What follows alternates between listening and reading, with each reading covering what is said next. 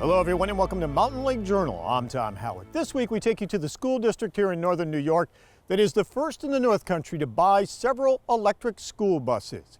Beginning in just 3 years in 2027, schools are going to be required by the state to buy electric or zero-emission buses. And in about 10 years, in 2035, they're going to have to convert their entire fleets of diesel and gas buses to electric.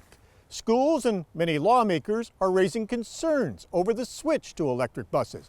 Many argue the costs are too high, while others question how well the buses will work in cold weather. The school district in Malone, New York is the first here in the North Country to try them out.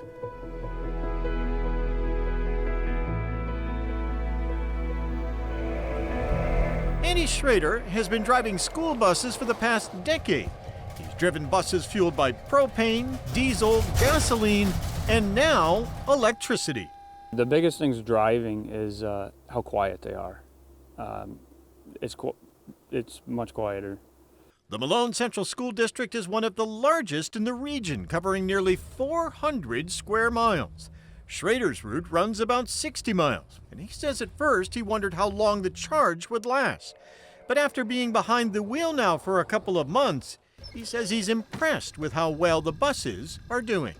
It still has the conventional mechanical brakes, the same as all of our other buses, but it utilizes the electric motor to slow the vehicle down as you're coming to stops. It actually charges the batteries back up at the same time. Of the district's 43 buses, 4 are now electric. Brooks McQuinn, the school's director of transportation, says the buses were delivered in February, giving them just a short window of time this past winter to see how they would fare in the cold weather. A little bit more power usage in the mornings when it's colder, and a little bit more when it actually warms up a little bit. But overall, he says, no major problems.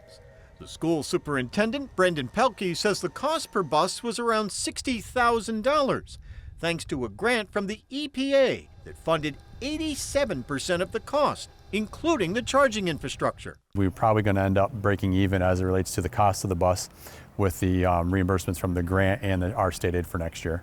Even with the help of grants, though, Pelkey says the state mandate will make it difficult for districts to upgrade their infrastructure.